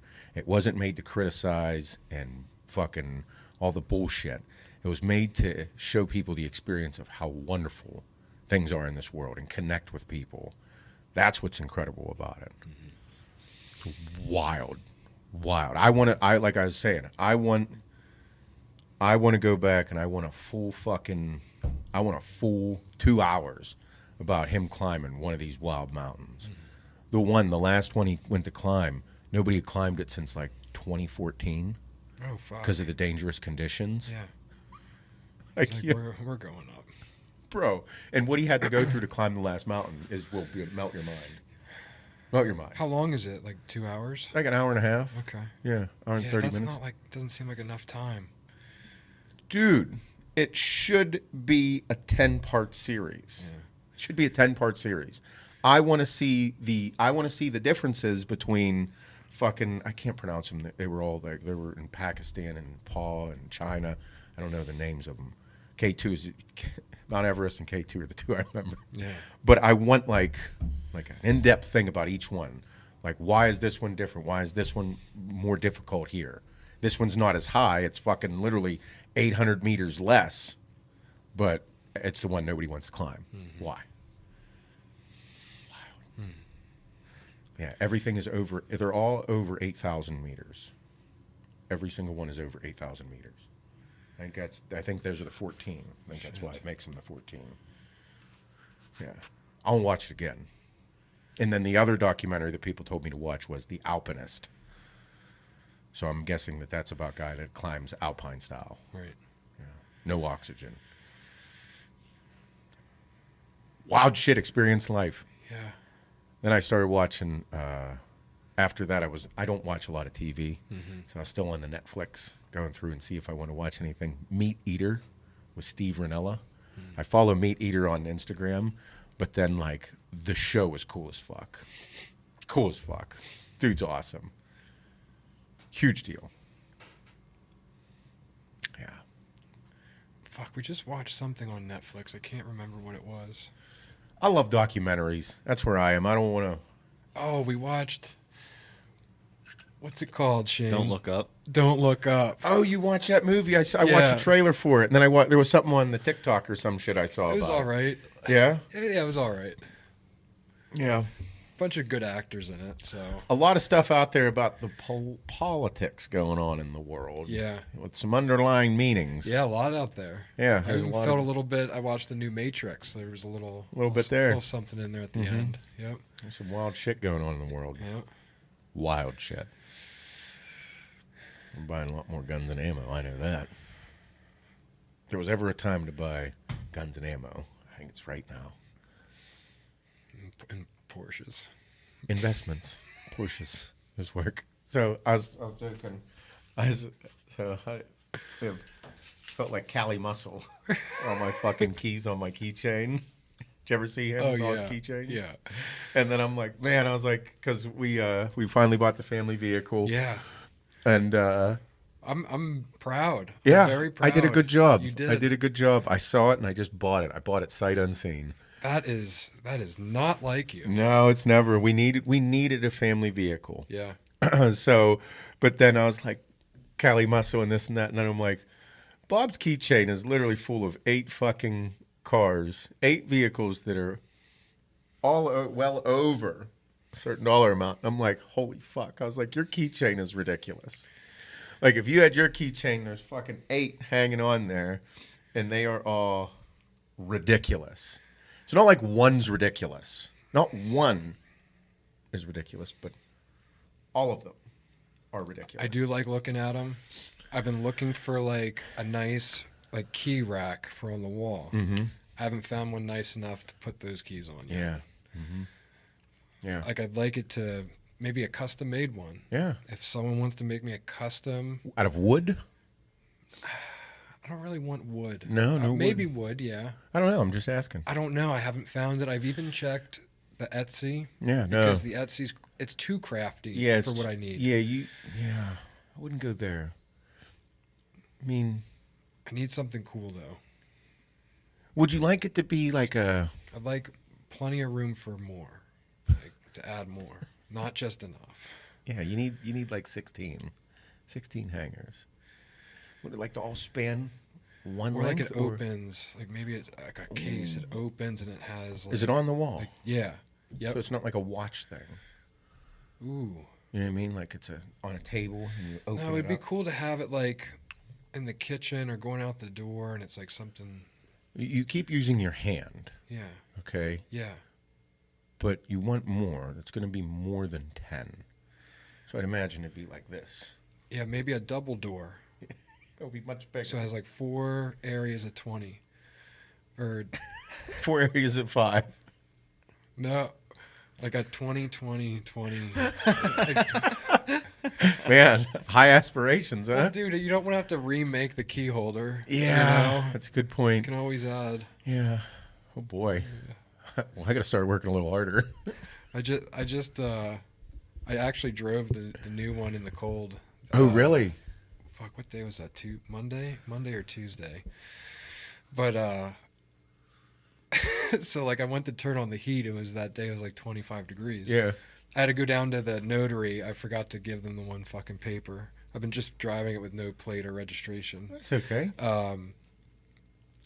I drove it down and I turned the heat on. I was like, man, it's fucking cold. And I'm like, fuck. I was like, I don't feel any heat. But like the heat was coming out of the defroster vents. Yeah. I'm like, it's up here. I'm all fogged up. So I was like, hey, does the heat work in this car? And he's like, well, they had to remove like the heat ducts into the car to fit something. To fit part of the engine. Yeah, whatever. I don't know. Listen, guys, I'm not a fucking mechanic, okay? I'm just telling you what he texted me back. Yeah. And I was like, oh, makes sense. Like, and I'm like, why the fuck doesn't it have heat? He's like, the air works though. Nice. I'm like, okay, now this makes 0 sense to me. I was like, air doesn't work. So I flipped it all off of heat, put the air on, started hitting me in the face. I'm like, how can you have air and no heat? I feel like it's coming from the same fucking spot. It's just a mechanism cools it down. Turns the it other off one and makes it cold. So car doesn't have any heat. He's like, it shouldn't really be a concern. You shouldn't be driving this car in the wintertime. I was like, fucking bought it, I was bro. like, come on, dude. I was like, that's what I said. He's like, it'll be fine the other 8 to 9 months out of the year. Cocksucker. Yeah, no heat though. Yeah, no, I got to keep it parked and plugged in. Yeah. Yep, do that. Yep. Yep. Mm-hmm. I know I was talking to Joel last night about, Yeah. he's like, so your TRX. I'm like, you mean the coolest car on the road? And he's like, it is, isn't it? And I'm like, yep. I was like, you want to drive it? And he's like, yeah, I do actually. Like, you can come over and we can go drive it. You can drive it anywhere you want. And he's like, really? I was like, yes. I was like, it is a truck. It is a truck that is made to be beat on. Mm-hmm. I was like, I don't really care what happens to it as long as what we're doing in it is cool. Mm-hmm. And he's like, not everybody's like that. I'm like, I know, because it's $100,000 truck. Mm-hmm. I was like, it's about the experience in it. He's like, I was thinking of getting one. I'm like, well, if you get one, I highly suggest having a different vehicle along with it. Yeah. Why? Because the fucking thing sucks fuel like no other vehicle on the planet. You will get 4 miles to the gallon. Oh, fuck. Oh, yes. That truck gets... like, whenever I'm hammering on it in a fucking sport mode or like Baja mode, no miles to the gallon. You could have it filled up. Fill the bitch to the fucking watch it. brim. You'll literally watch it drop. Seriously, you drive it around all day in Baja mode, ripping from my house to here, which is 10 miles. Mm-hmm. My house to here and back, you're at a quarter tank less. Yeah. Yeah. You're getting no miles to the gallon. 0. Just I dropping. have to say, all mine are like pretty economical. I mean, not really. Yeah, like, no, kinda. What? You know what the worst one was? The Mercedes. Oh yeah, that was the biggest fucking V8 fuel. gas hog I've ever had. Just dropping. Yep. They're done making the TRX in 2022. Really? Getting rid of it. That's it. So I'm probably gonna buy another one. Yeah. Of 2. Yeah, definitely. Now you're thinking. Yeah, right. One that I can just have forever, because once they do away with it, I think they're going full electric with a lot of stuff. They're doing at least the like half hybrid, half and with a lot of vehicles. They're great. They're going to be super horsepower and they're going to be fun, but I still like the smell of gasoline and diesel. Yep. I'm an American. Yep, and a complete fucking hick. I love it. So I need to have them. I'll put them in storage. I'll just park them in there and they'll stay there, and in 20 years they'll be relics. Everybody will be like, where'd you get this? Yeah, internet. The internet. I like that it sounds like T-Rex. Yeah. Mm-hmm. In there, it's T-Rex eating a raptor. Mm-hmm. I have a picture of it. That's cool. Yeah. Oh, that's it. That is cool. Yeah, the mold on the engine and also in the console. Yeah. Pictures of it. Mm-hmm. You should like build a garage that looks like Jurassic Park and put your TRXs in there. I have an idea for the garage. I just might have to clear more property. It's good times. Mm-hmm. But I also, big family vehicle. A couple of trucks. I did see, I passed it and I had to Google it. At Victory, there was a 2021 Suburban High Country. Is it High Country? Yeah. Mm-hmm. Pretty nice. Yeah. It's the same thing. Suburbans and the fucking Yukons are almost the same guy. It was just like a rare sighting. Yeah. I was like, oh shit. I was like, this thing's going to be there for a fucking day. They are stupid expensive. Dude, it was. Had, I think, 20,000 miles. Still 85 grand. 88. Yeah. You out of your fucking mind? Yeah. Fucking crazy. Brown leather. It looked pretty cool. The high countries have brown leather. Hannah doesn't like the brown leather. So we literally found like a diamond in the rough with this Yukon. You got lucky, dude. It's the Denali with the blackout package. Yeah. You rarely ever fucking see that. They usually like don't hit a dealer without being... No.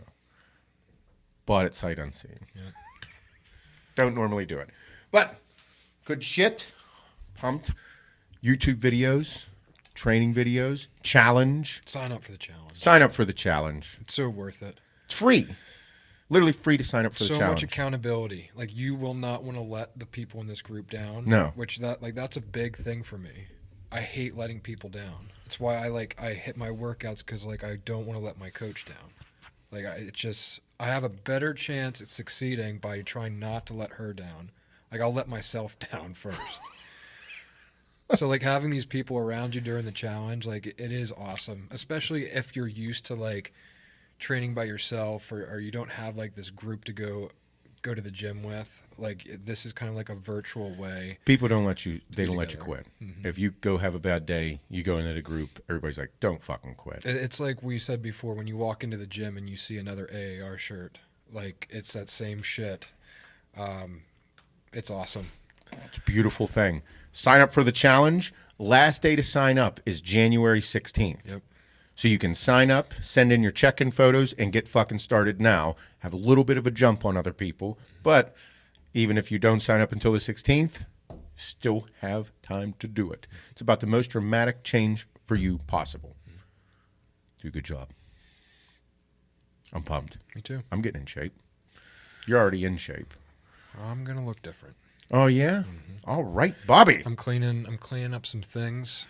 Gonna stop all the sweets. I got to do one thing, literally one thing, and I'll look different in 8 weeks. If you exchange the sweets for better quality No, food, not even all of them. Not even all of them. Changing one thing I do a day. Really? And that's my bowls of cereal at night. oh, If I change that one thing, it will all. everything's different.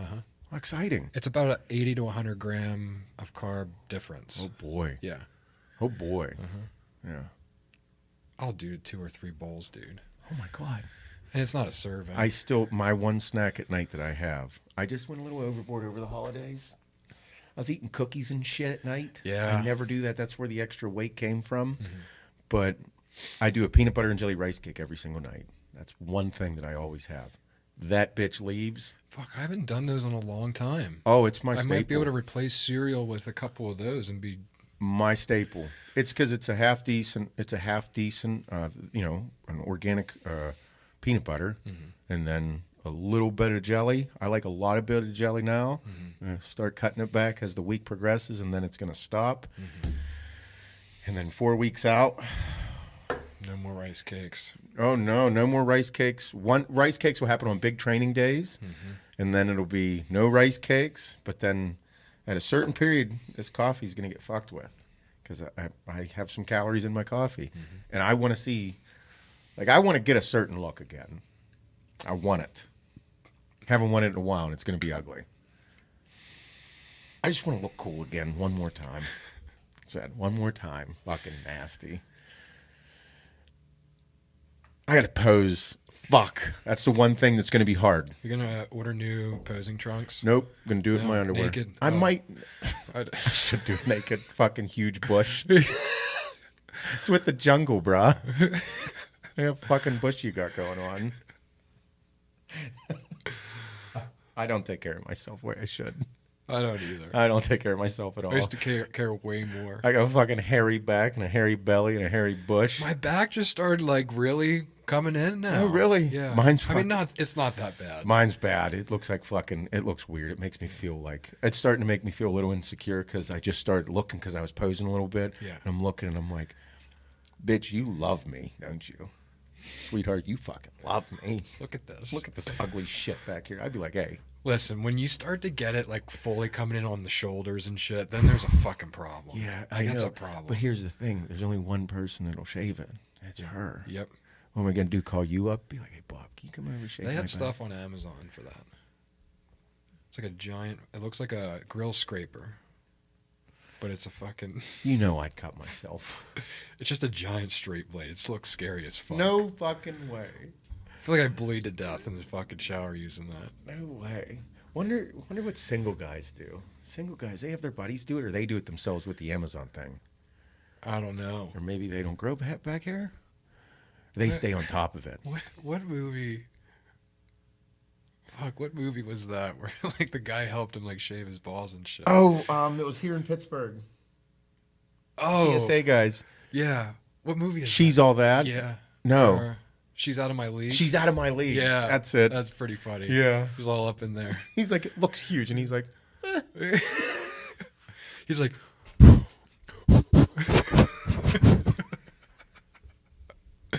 That was a funny movie. oh my God. I remember shaving my ass for shows. I got to. My ass is going to be in shape. That's all I want. I just want shredded butt cheeks and a wild looking back. It'll be crazy. Yep. Probably around 190 pounds. Oh. Got to. Yeah. Got to. I really want my health to be in check, and I really want to look wild. My health got to be in check. Driving force with the HIIT workouts. I only do HIIT workouts for my health, and now I do them because they're really fucking hard. But if I don't do them and I just do bodybuilder stuff, immediately start gaining weight, getting bigger. So I'm not trying to get huge. I'm just trying to get shredded. I know I'm not going to get huge. Feroce shredded. Yep. Oh, man. That gave you a feeling. No clenbuterol, no Trenbolone. Nope. Can't do one more go. No. Nope. No. One more go might kill me. Yep. Yeah. I might have that like fucking bounce back effect and have a massive heart attack. Yep. And everybody will be like, "Did you get the jab? Is that why you died?" Right. No, I died because I abused steroids for a decade and a half, bud. Dick. Cocksucker. Pussy. Douchebag. All right, everybody. Thank you for listening as always. Yes, Remember, sir. be a good motherfucker and sign up for the HWMF Transformation Challenge. Have a good day.